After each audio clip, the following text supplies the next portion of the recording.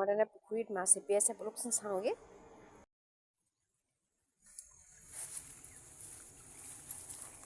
সেইফালে মাছ হেপি আছে পাইছা মাছ পুখুৰীটোৰ এইটো চুকত আছে এইফালে চাওকচোন ভেট পদুম আৰু এই ভেট পদুমখিনি দিয়া 2 বছৰ মানে হ'ল